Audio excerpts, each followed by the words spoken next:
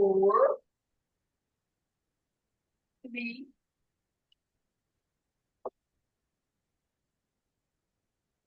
Good afternoon, ladies and gentlemen of the media. Good afternoon, colleagues. Welcome to another Alliance for Change press conference. With me here is Khemraj Ramjattan, former leader. Introduction, Ricky Ramsaroop, needs no introduction. Online is Dr. Vincent Henry. Vincent Adams. Adams. A Biden moment, my apologies. Hey, you better not let Vincent and me hear you. Yes. And myself, and we'll be having statements first from, in this order, the former leader Khemraj Ramjattan, Ricky Ramsaroop, Vincent Adams, and myself. So can I ask Khemraj to start? Thank you very much, members of the press. I have a statement again on a very topical issue. That's the Ghana Police Force. The police force, as an unelected bureaucracy, is an important and mandatory institution in any democracy. This institution, covering the security sector of a country, is to ensure administrative memory and continuity amidst the flux of politicians who will come and go. Our Guyana Police Force should therefore be a bastion of the best and brightest talent, which will keep elected government in check and ensure a wise and uncorrupted governance. The mayhem the AFC sees in our police force today will only contribute to a stagnation it suffered from prior to 2015, and even worse, a ruination of law and order countrywide today. It seems with all the allegations being hurled around and the documents to support them in the social media from whistleblowers, that the top posts of the Ghana Police Force are highly coveted, not because of a desire to serve and protect, but because these top posts open doors to extraordinary power and riches. What is worse is that the PPP government wants it that way all the same. In view of the billions of US dollars coming in from an oil sector, our police at the bottom must not remain understaffed, underpaid, and under-equipped. Nor at the top must they be so wrongly focused. This latter, instead of seeking to launder monies via its reputable police force credit union, or to get contracts or personal pecuniary greed, must direct their minds on how to solve the prevalent gun violence, murders and robberies, and the slaughter of our people in the roads of Guyana. In view of these appalling, disgraceful developments in the police force, the Alliance for Change urges government to immediately have an independent top-quality investigation be done in relation to what happened, how come so much monies have gotten into the hands of these officers, and how were the contracts awarded. Those suspected to be involved must be asked to go and leave forthwith, lest they interfere and pervert the investigation. The AFC also advises that the top echelons suspected to be involved must not be recommending any promotions at this time. Others untainted should do the recommendations and be the recommenders. If these suspects' recommendations are acted on, they will constitute or perceived to be rigged appointments, favoritism, and undeserving professional advancement. Additionally, the AFC advises that the 2 a.m. curfew, which was in place under the coalition government, be reinstituted. It would have avoided so many deaths on our road. Further, the AFC demands of the Minister of Home Affairs to convene the Parliamentary Security Committee so that something akin to a USA congressional hearing can be immediately be held to get questions answered from those top cops or top post officers suspected to be involved. Exactly this kind of contingency, among other reasons, were what the parliamentary committee was for. The government and its minister has effectively abandoned this committee for 4 years now from Guyana's governance superstructure. The country and its people are kept in the dark because of this despotic approach. Thank you very much. Thank you very much, Khemraj.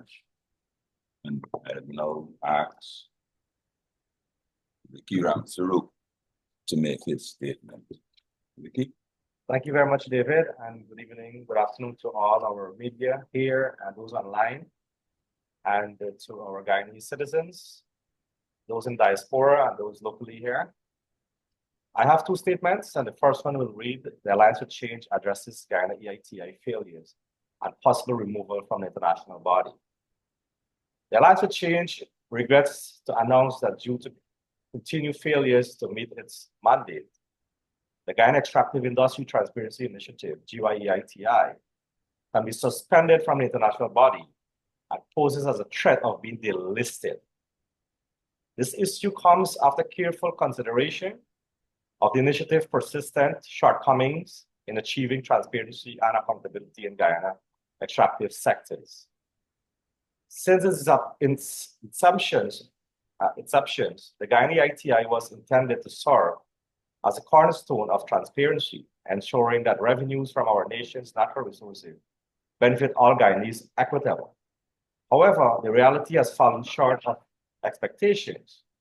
Key issues that can be contributed to this include, but not limited to, incomplete sector coverage, the EITI's inability to comprehensively include all extractive sectors, such as the small-scale mining and informal operations, has led to significant gaps in transparency effort. Two, the data accuracy and timelines. Reports have frequently been delayed and marred by inconsistencies, casting doubt on the reliability of information disclosed to the public. Three, governance and oversight. Concern persists regarding the initiative governance structures, independence, stakeholders' engagement, and operational capacity, undermining its credibility. And the fourth, the impact and accountability. Despite data disclosure, there has been a notable absence of concrete improvement in governance, corruption reductions, or effective revenue management. In addition, the AFC noted in 2021 report that out of the 7 recommendations made by the International Transparency Body, only 2 are ongoing, and the rest are not met or are repeated. These recommendations came from the 2020 report, which had caused Guyana to be suspended. A continuation of these breaches can be resulted in Guyana being delisted as a member of the Transparency Body, especially on the agreement signed by the government of Guyana. The AFC has noted also that there are several discrepancies in relation of monies paid by companies and those received by government. Let us look at ExxonMobil, for example. It shows that government received over 36.4 billion, while the company declaration showed 33.2 billion, a difference of approximately 3.2 billion. And this was in the report for 2021. If we look at both sides, for example, also, the government received revenue of 1.014 billion, and the company's declaration is 1.35 billion. Now, this is one of the most specific reasons why the EITI was set up, was to ensure that citizens of Guyana can see the monies being paid by the companies and those received by government. Hence, the AFC recognizes the critical role of transparency in fostering sustainable development and protecting the interests of all Guyanese citizens. It is therefore with deep disappointment that we acknowledge the necessity of this decision to come. We remain committed to advocating for reforms and will restore confidence in our extractive industry and ensure that they contribute to long-term prosperity for our nation. Moving forward, the AFC call upon the government of Guyana to undertake urgent reforms to address the systemic issues that can lead to the suspension or even worse, delisted from the national body. We urge enhanced transparency measures, strengthen governance, framework, and proactive steps to engage stakeholders and rebuild trust. The AFC reaffirms its commitment to promoting accountability, and transparency in Guyana extractive sectors. We will continue to work tirelessly to ensure that our natural resources are managed responsibly and contribute to sustainable development of our beloved country. End on that one. David, you want me to go to the second one? Yes, please proceed. Right. My second statement here today is the Alliance for Change calls for urgent action on rapid rise of dengue fever in Guyana. The Alliance for Change expresses deep concern over the alarming increase in cases of dengue fever on the coastline of Guyana and condemns the government's inadequate response to this public health crisis. Dengue fever poses a significant threat to the health and well-being of our citizens, and urgent action is needed to mitigate its spread and impact. The reported cases are amounted to over 3,000 and over 300 persons being hospitalized. In recent months, there has been a rapid rise in reported cases of dengue fever across various regions of the coastline. This outbreak has placed immense strain on our healthcare system and has resulted in unnecessary suffering and losses of lives among our population, including children. Despite early warnings and the escalation of cases, the government response has been marked by inefficiencies and a lack of proactive measures to curb the outbreak. The key concerns that we have noted here is a lack of preventative measures. There has been a noticeable absence of comprehensive mosquito control and prevention campaign, which are critical in reducing the breeding grounds of the Aedes aegypti mosquitoes, the vector responsible for transmitting the dengue fever. Insufficient healthcare capacity. The healthcare facilities are overwhelmed with reports of shortage of medical supplies and personnel trained to manage dengue cases effectively. This has exacerbated the burden on our healthcare workers and compromised the quality of care for the dengue patients. The AFC notes that patients are only given Panadol for headaches and IV to boost the immune system. There's an urgent need to secure the vaccine needed for this spread of dengue fever.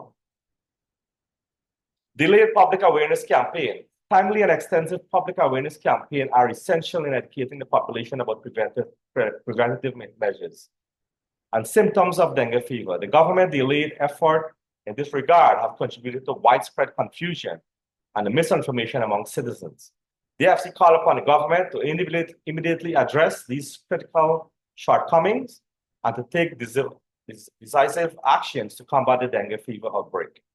Specifically, we urge the government to enhance the mosquito control efforts by sustained mosquito control, including fogging, the larviciding, community cleanup campaigns, and to eliminate the breeding sites. The boost healthcare infrastructure and intensify public awareness campaign. Furthermore, the AFC stands ready to collaborate with the government, health authorities, and civil society organizations to support efforts in combating the dengue fever outbreak and safeguarding the health of all Guyanese citizens. It is imperative that the government acts swiftly and decisively to protect our communities from this escalating public health crisis. The AFC remains committed to advocating for policies and actions that prioritize health and well-being of our nations. Thank you. That's it. Thank you very much. Now, can I ask Dr. Adam to make a statement? Thanks, David, and welcome to the media. I just want to clarify what I think was a gross misunderstanding in a recent article that in my opinion, did not reflect the actual comments coming from MP Patterson.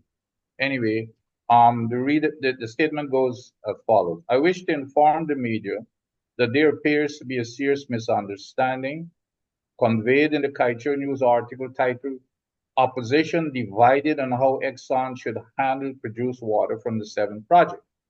PNCR says re-inject. AFC says treat. I can say unequivocally that as evidenced by both parties' public pronouncements and actions, there's absolutely no divide between the AFC and PNCR positions on the subject of disposal of the produced water from any of the FPSOs operating offshore Guyana. Both parties are in full unison that all produced water must be re-injected into the oil reservoir in accordance with international standards, including that of the World Bank, and in accordance with the directive given to Exxon by the government's team comprising of consultant Alison Redford and the EPA, Department of Energy, and the GGMC officials in 2020. It is important to remember that during the transition from the coalition to the PPPC government in 2020, the PPPC brought in Canadian consultant Alison Redford and her team to review and expedite the approval of the Payara project. Ms. Redford's team joined and worked closely with the government team comprising the EPA, GGMC, and the Department of Energy heads and staff in conducting the review.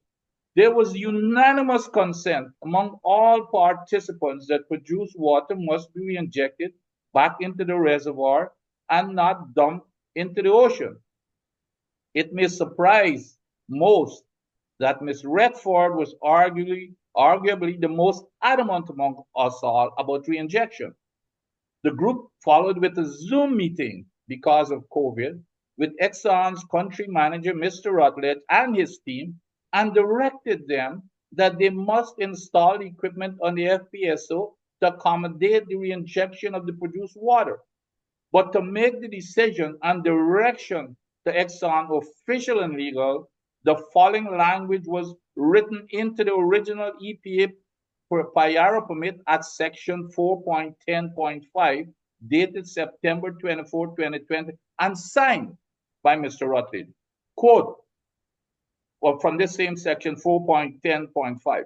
Upon issuance of the permit, this is the September permit of 2020. Upon issuance of the permit holder shall, it didn't say may or might, the permit holder shall update its base design for the project. That meaning update the design of the FPSO to include 1, tie-in points, and 2, space for potential produced water injection equipment. It now appears obvious that Exxon disrespectfully ignored the legal requirement of the permit and did not install the reinjection equipment. Also, at section 410 of that permit, the permit required that permit holder shall again complete a study within 180 days of the signing of the permit to determine the feasibility, benefit implications, and costs of reinjecting 100% of the water produced, including implementation for future installation of facilities for produced water injection. Once again, it now appears obvious that Exxon disrespectfully ignored the legal requirements of the permit and did not install the equipment. Instead of complying with the legal requirement in the permit, the PPP quietly modified the Payara permit, the original Payara permit, in June of last year, 2023, to remove any such reference to reinjection, and have since taken Exxon's side as per normal in supporting the dumping of this very hot, toxic, radioactively contaminated, and oil-laced water into our oceans, causing grave damages to the ocean environment and people's health and well-being, as even admitted to by EPA. In addition, besides the unending public pronouncement on this steadfast position by many, including the leadership of both the AFC and PNCR, and including many times at this same AFC press conference forum, Mr. MP Patterson, on behalf of the coalition, tabled a motion in Parliament for the reinjection of the produced water, but disappointingly and true to form, the PPPC side of the House quickly shut it down. Most distressingly, as it gets even worse, there was a statement made, I think just yesterday or the day before, by one Rebecca Civitok, well, excuse me if I can't pronounce it correctly, but it's the Exxon manager, during the opening of the public consultation for Exxon 7 project Hammerhead, when she said that they would not be committing to any specific ways in which they will be handling the produced water proving once again, which we all already know, that Exxon is running the EPA and the government. This decision to reinject or not to reinject water is solely with the government of Guyana, not Exxon. The government must be doing what the coalition did, which is to direct them to reinject the water as in the Payar original permit, not ask them, Father, may I? Finally, the questions that I hope that the media would be asking this government is one, why wasn't the reinjection equipment required for the original Payar permit not installed in compliance with the legal requirements of this permit? Two, why was the requirement for the reinjection of produced water enshrined in the original permit by Ms. Alison Redford, the EPA, GGMC, and DOE secretly removed from the permit in June of 2023? Three, where are the required studies enshrined in the original prior permit by Ms. Alison Redford, the EPA, GGMC, and DOE secretly removed from the permit in June of 2023? If these studies weren't done in compliance with the permit, was there a non-compliance report? In summary, it is lucidly clear that both the PNC and the AFC are in total agreement that produced water must be injected back into the reservoir, while it is also lucidly clear that the PPPC strongly supports the dangerous dumping of this water into our pristine oceans. Thank you. Thank you very much, Vincent. And I would now with statement on the government's infrastructure development. The Alliance for Change has noted that the government's related attempt to right the wrong that they have created through their continued bypassing and disregard for the country's procurement system. When the practice of awarding contracts to their friends, families, and favorites began immediately on their return to office, the excuse at that time was that they were building capacity and the new contractors had the financial capacity to execute projects. As always, time reveals all. 4 years after returning to office, despite having access to billions of dollars, which was previously unavailable to any other government, the PPP's practice of rewarding their friends, family, and favorites have not delivered on their promised infrastructural development program. Almost all of the programs awarded to this new breed of contractors are incomplete or completed way after the contract deadline and with questionable workmanship.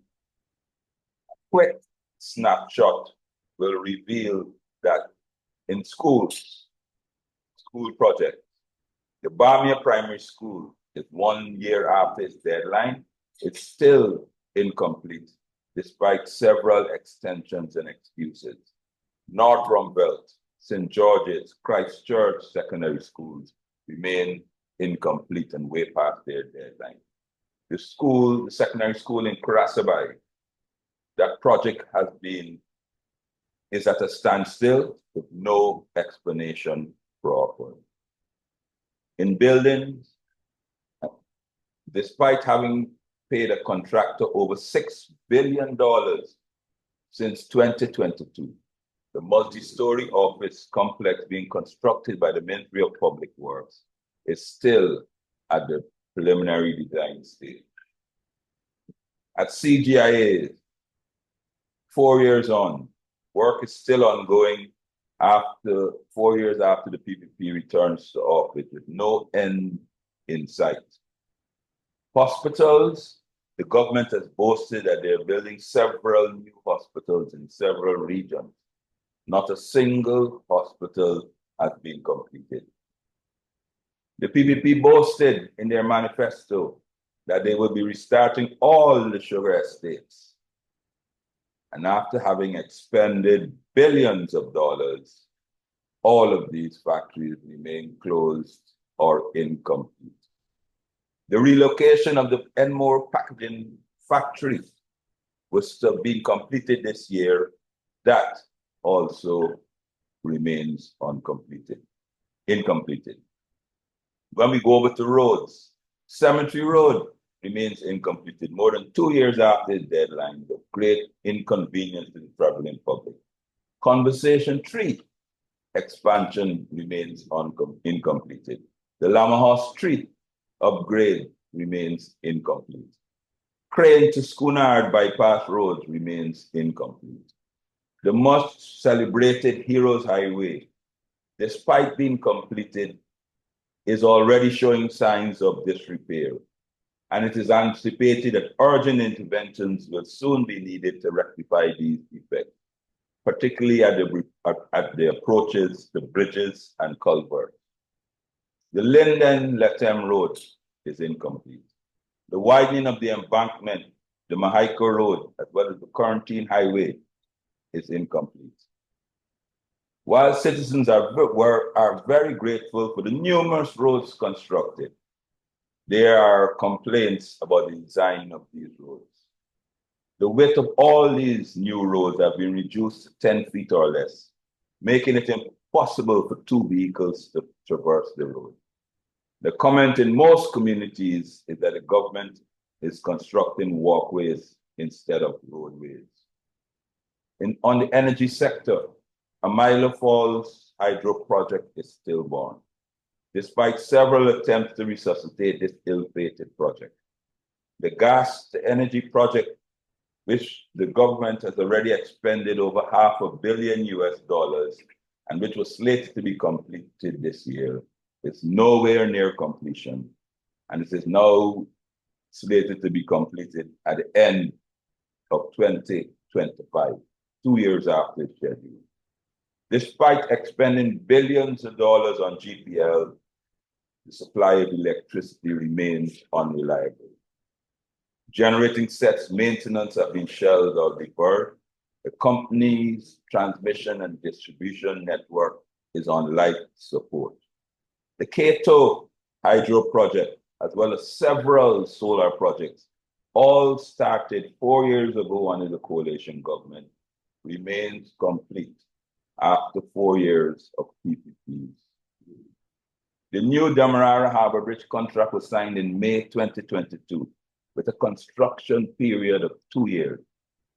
At present, the project is less than 20% completed and is unlikely to be completed before 2026.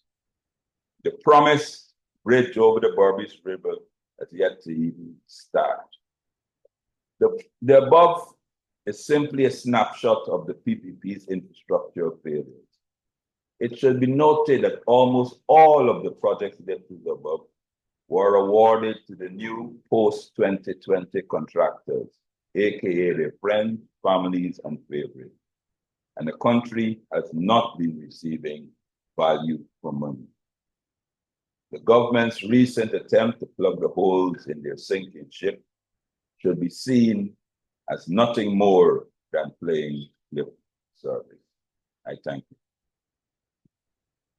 Thank you, ladies and gentlemen.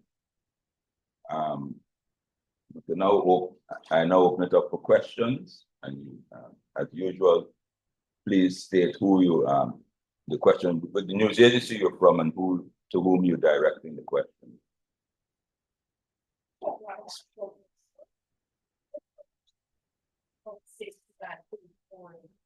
In relation to all of the allegations of corruption are being reported upon at the time, or at least 1 year after the president has extended the tenure of the current police commissioner, acting commissioner, Mr. Keating. He was due to retire in 2023.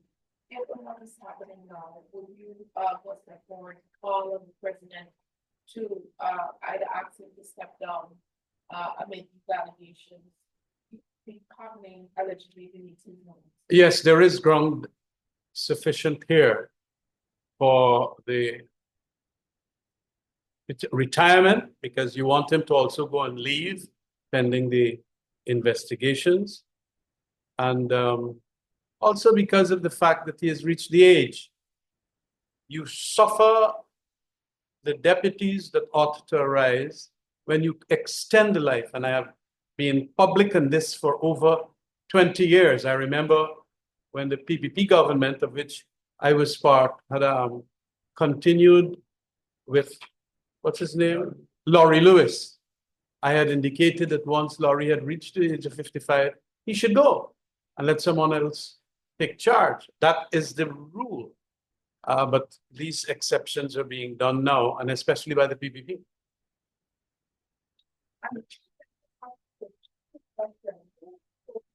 The projects, infrastructure projects that are being delayed. What are social and financial implications as a result of these delays? And in the case of projects, for example, the Cemetery Road project, Uganda School, what recommendation you would make with respect to should these contractors be allowed to continue, and draw on these very important projects? Thank you very much, Svetlana. Very good question. First, I'll answer the second one first.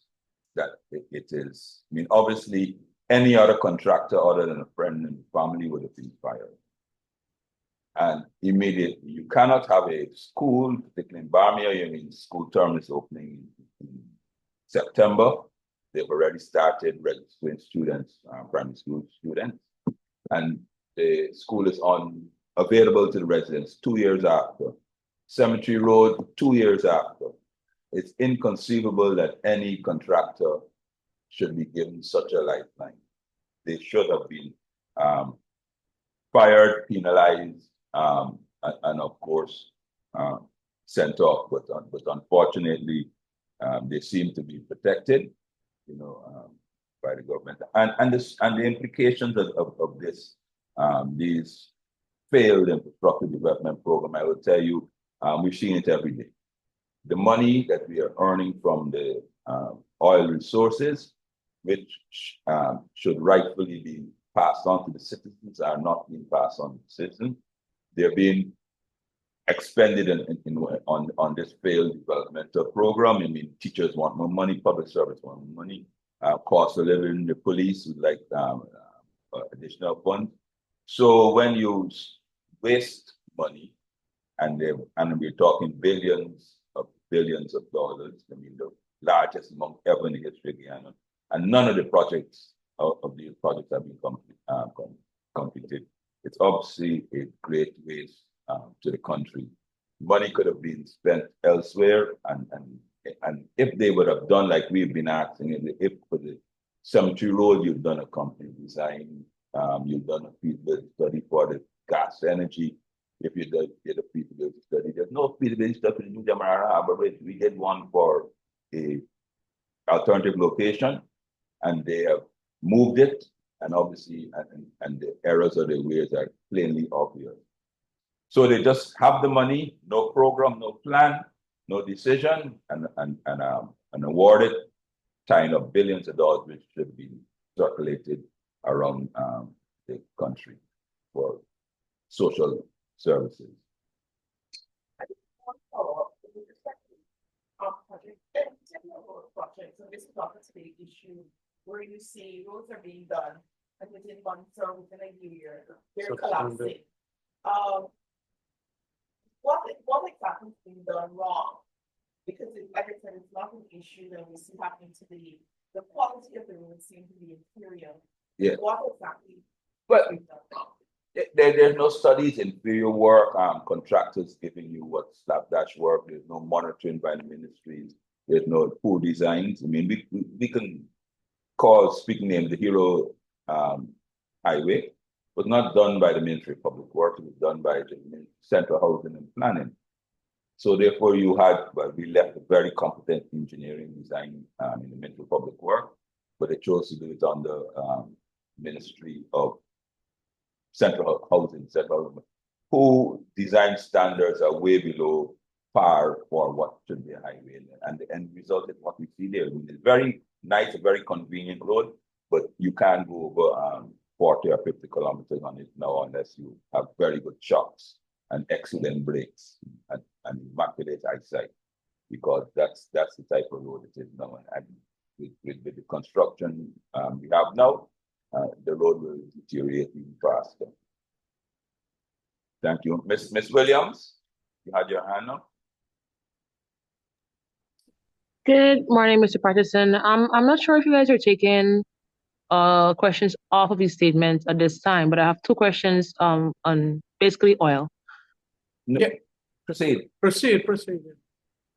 All right, great. Exxon has recently said that the $2 billion insurance, the guarantee that they have, it can take care of an oil spill if it occurs, and three countries are affected, namely Guyana, Trinidad and Tobago, and Venezuela.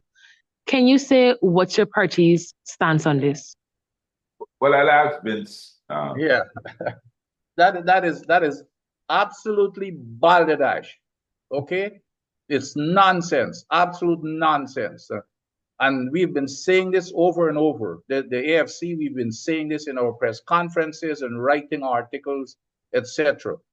The Macondo spill cost $145 billion. So how they just a little spill, one little spill in Peru of 12,000 barrels.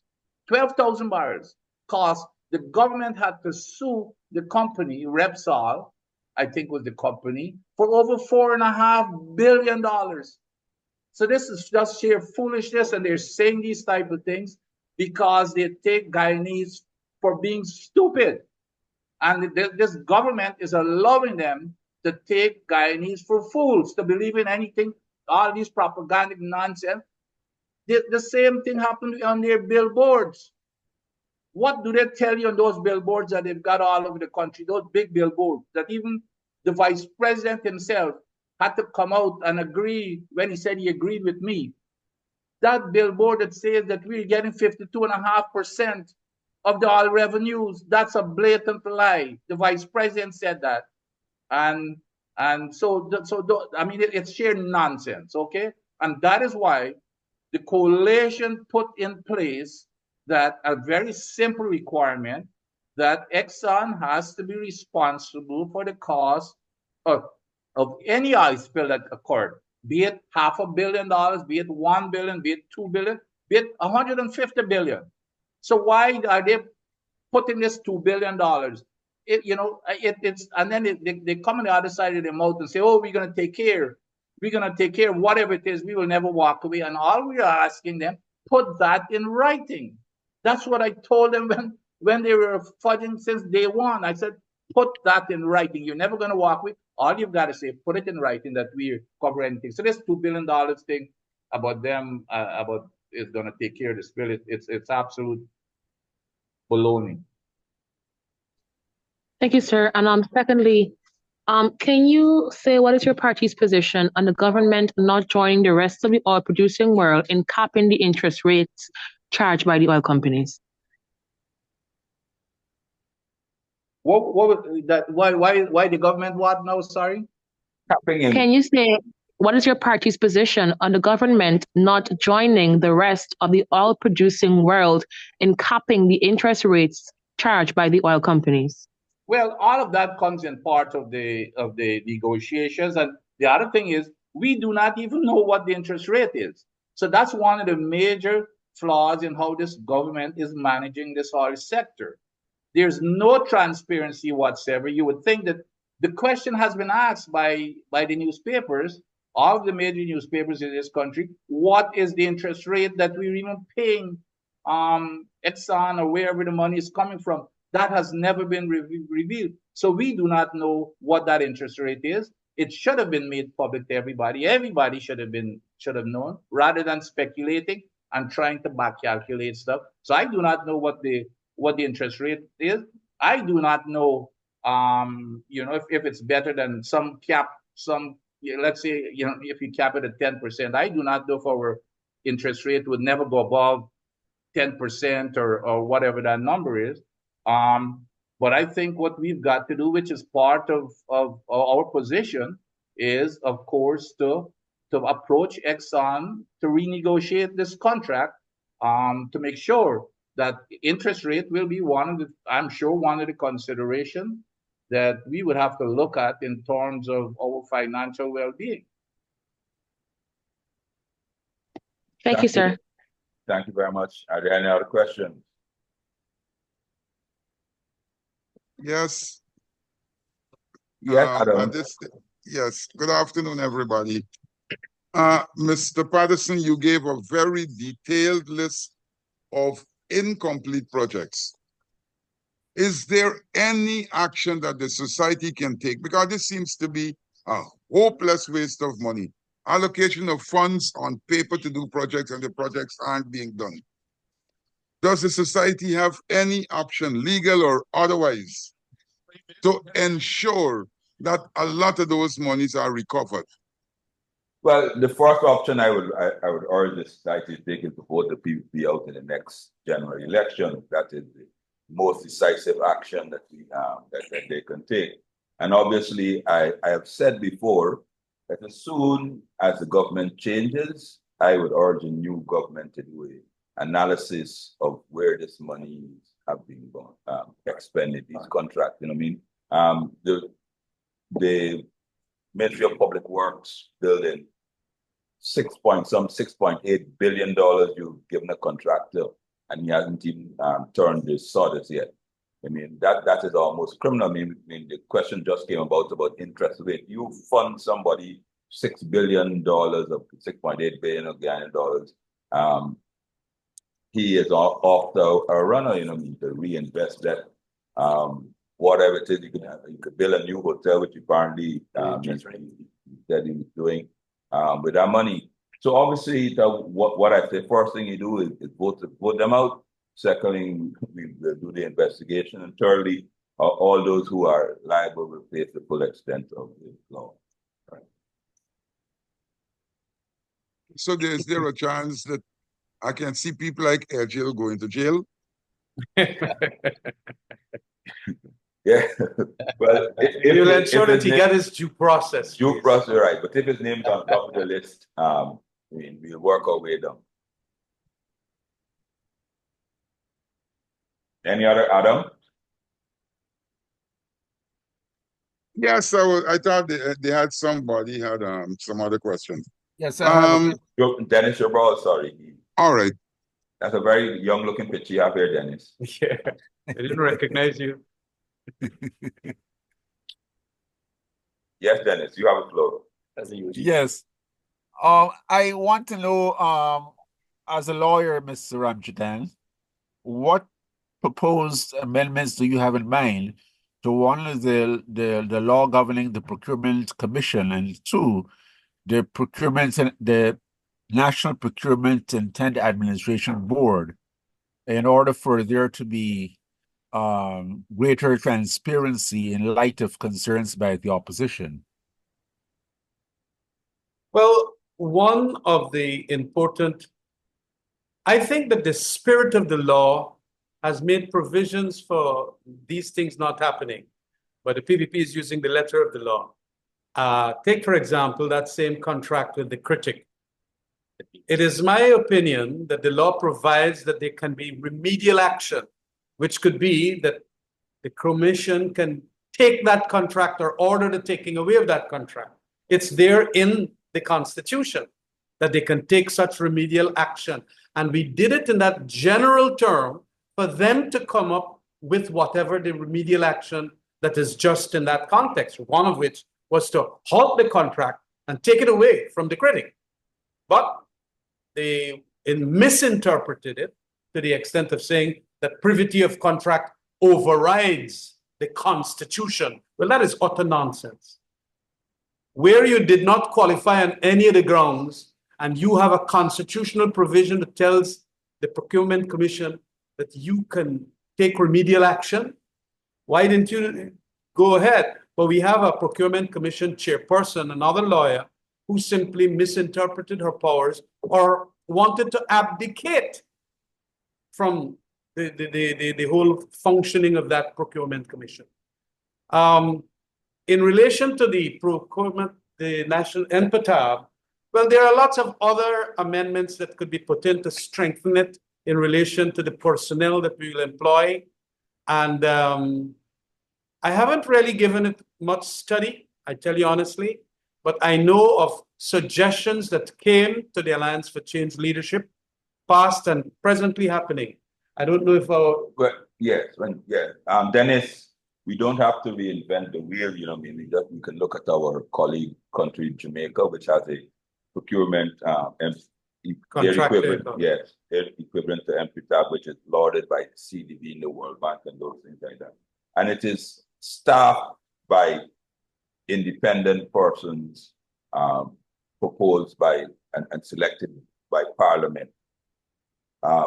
In the interim, and so if we do that, if we have an independent procurement commission that will that is handling not just like our procurement commission, which is handling just reviews and those things like that, but doing the job at MPTAB, staffed by professional with integrity, that would work. But in the interim, what the government can do very easily without any legal amendments is appoint persons of integrity. You know what I mean? They can do that. They can ask the opposition to recommend a nominee for MPTAB, and that will immediately shed some light on what's going on. Right now, it's a closed, incestuous group. They are even above the law because they don't report to any other save and except their masters. They don't report to the PPC. And then obviously they write some very, very strange excuses for some of the decisions that they would have made. But if the government asks the opposition to appoint an independent expert, he or she will go there immediately and start to shed some light on the opaqueness of what happens at MPTAB. So all these things that you see Barrett going around saying that he wants to stop one family getting 10 contracts and those things like that. If he wants to do that, let him ask us to appoint an independent expert, and we will recommend somebody, he or she, and who will go and help him weed out the friends and family that he's trying to now, after 4 years in office, well, not 3 years, 4 years in office, after they've gorged the trough for 4 years, billions and trillions of dollars. Now he's looking to stem the flow. But we can help him if he allows independent, apolitical persons to be appointed to the MPTAB. And one final thing, since the very first day that the head of MPTAB was appointed, it was raised publicly that he's in a conflictual situation. He is also the head of the PSIP program, the project unit of the Ministry of Finance, which develops and executes some of the projects he is overseeing and awarding as the head of MPTAB. And that is another simple change that the government can do immediately to ensure that some balance could come to the procurement mechanism. Dennis, I just want to make a final point. The attitude of the government and wanting it to be done the same way. Look, remember the Public Procurement Commission was established under the Constitution in the year 2002, I think it was, 2003. And it was not operationalized under the PPP government from 2003 right up to when they lost government in 2015. So you could see that they want it that way. And all the corruption that happened up to then, and then we had a pretty good set of a period in 2015 to 2020, and then it's on back now. Literally, they have to because it has been established, but this is where they now water it down by getting chairpersons who are saying that we can't take remedial action and all of that. That is equivalent to the non-operationalization of the Public Procurement Commission. And the history of it all will emphasize the approach that the PPP takes in matters like these. David, let me just, Dennis, what we have to do is to strengthen our financial laws, especially to get these people, the human factors at play, which means we just call it the white collar crime. So we have to strengthen our laws in the financial aspect and the financial institution against these perpetrators, because this is where the problem is. As David rightfully says, You can have apolitical persons, but at the end of the day, it's the human factors at play. So you have to strengthen, and that's the question you were asking, that we have to strengthen the laws when it comes that we can prosecute these people. I just want to add that. Thank you. Any other questions? Yes, for Mr. Ramjattan.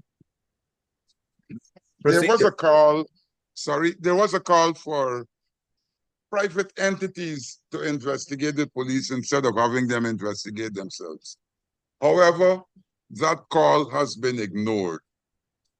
What do you see being the outcome of the so-called investigation of the senior police ranks?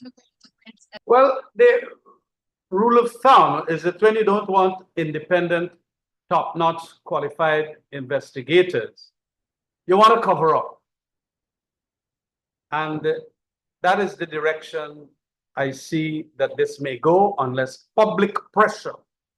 I did a previous press conference on this, and I asked that people should come out and denounce what is happening at the police force.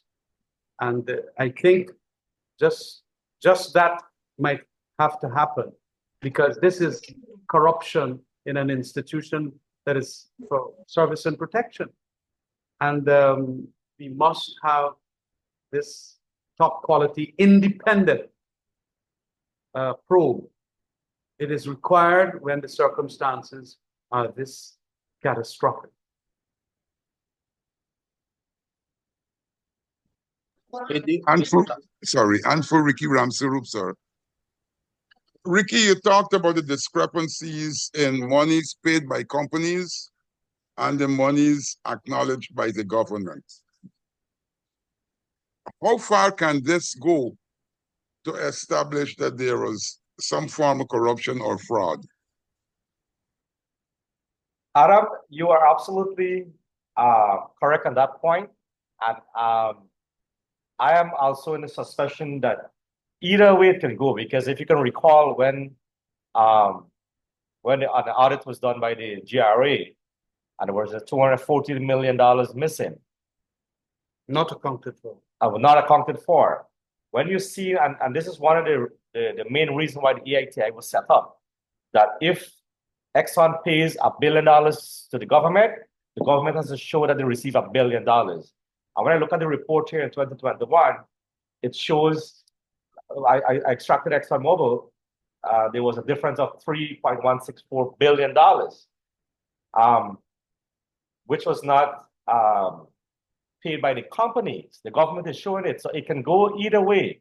Either the company is siphoning off the money, or either the government is putting money to siphon off later on. It can go either way.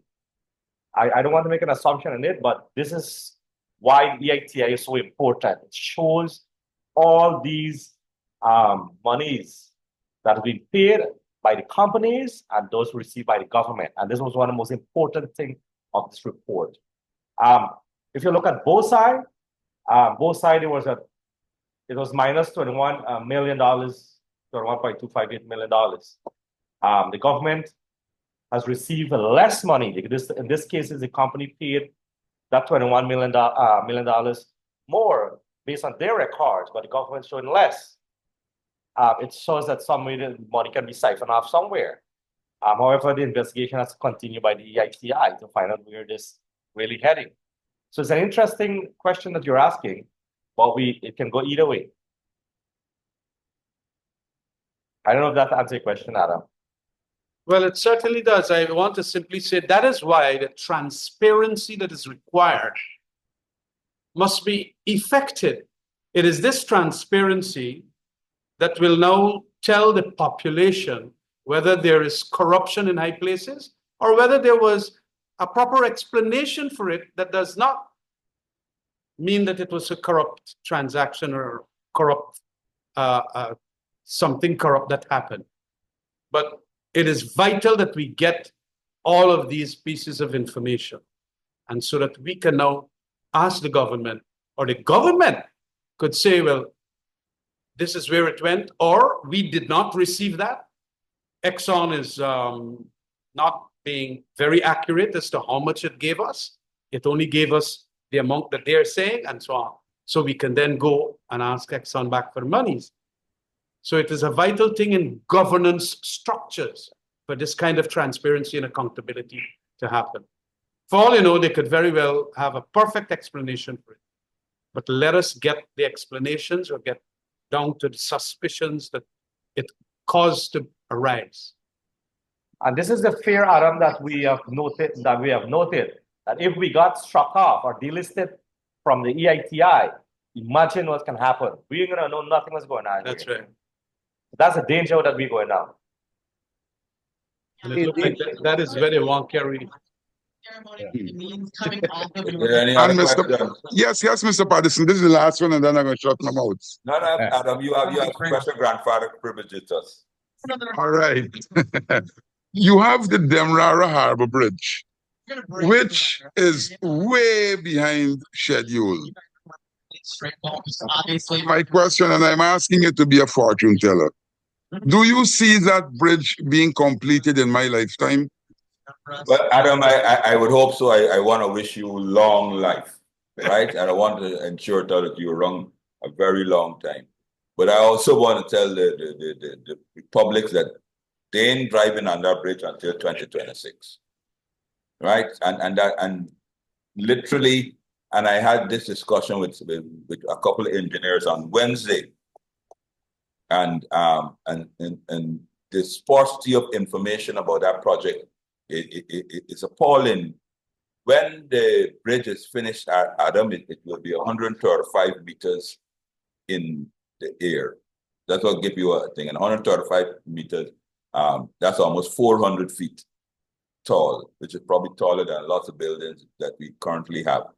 So you could imagine the amount of work that has to be done for you to reach from where it is to 400 and 135 meters in the air, because by the design, the bridge is supposed to be 50 meters above, 50 meters, 150 feet above the Demerara River.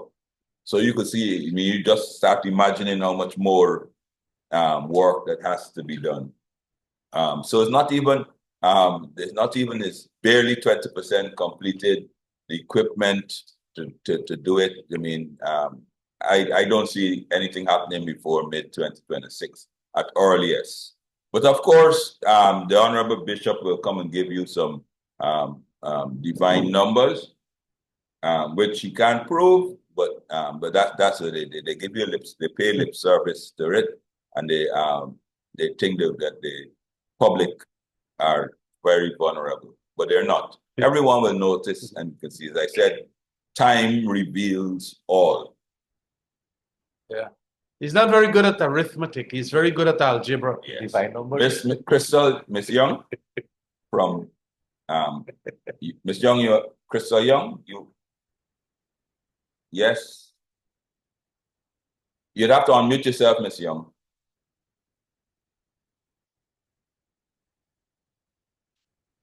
I'm sorry, I don't think she.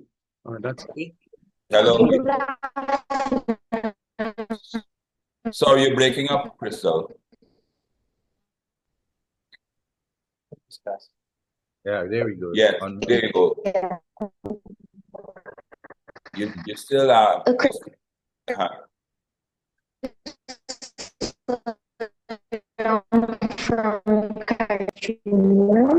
We can't. Yes. You're breaking up. There. Maybe you want to take off either your microphone, your headset, or your recorder. Go ahead, Crystal.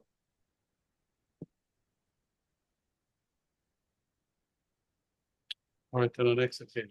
All right. Unfortunately. Hey, David. Well, I think she's trying. She is, but it just. Hey, David, while we're waiting on her, quickly to get back to this $2 billion. And here's a very simple question I would advise that the media asks Exxon and the government of Guyana. If they're so certain that $2 billion will cover everything, remove the $2 billion and let's go with the same language that they're going to pay whatever it costs. Because if they're saying $2 billion is it's never going to cost more than 2 billion. Well, remove the 2 billion and just say we will go ahead and pay for whatever it will cost, which is what we have in the permit. So don't play us for being so stupid. Remove the 2 billion. Just say whatever it costs, and it will not be above 2 billion according to what you say. Right. Crystal, quickly, we're about to wrap up. Crystal, let's see if we hear you better. Yes, can you hear me better now? Oh, perfect. Yes. Now, the project summary submitted by Exxon to the EPA highlights that flaring and emissions from the 7th oil project can pose health risks to Guyanese. What is your party's position on this, sir? Thank you. Well, before Vince goes off, we have zero flaring beyond. Just I was written in the second permit. Zero flaring beyond just startup, and startup has a limited time, and after that, no flaring. The Exxon can do it. It's not rocket science. You don't have to reinvent any wheels. You don't have to bring in any specialist equipment. And we will abolish that nonsensical tariff that the government has, whereby which allows them to flare with a very measly penalty. We'll abolish that. You know, I mean, if you're going to flare above, if you flare above our limits, our penalty will be so prohibitive that you will gladly comply. Yes, it will deter you. Gladly comply with it. Vince, you had anything other than that? Yeah, well, again, we get back to the difference in administration. When the coalition government was in place, like David said, flaring was strictly prohibited. In one instance, we shut down Exxon when they couldn't get their flaring equipment to work. We shut them down. That's the penalty. What this government did, they went and they emasculated everything that we did and added this paltry fine that it's an incentive to flare, as a matter of fact. Rather than cutting back on production to prevent the flaring, they're allowing them to flare so that they can make money by not producing. But again, it gets back to the administration. Just like the water dumping, just like the flaring, just like encouraging them to operate above the safe operating limit as prescribed in the environmental impact assessment, which is the most dangerous thing that is happening. So they're allowing them to operate above the safe operating limit, which is putting the project at risk to have some type of a disaster. And then on the back end, you have nothing to cover disaster in the form of an insurance. But these are the things that were removed from the coalition requirements in the permit. And if you go check all of the permits before this current government, all of those guardrails were in place and they tore them down. Thank you very much, Crystal. Thank you very much, members of the media, for joining us. We will send out the statements and a copy of this video. And we will see you again next week at 1:30. Good afternoon. Good afternoon.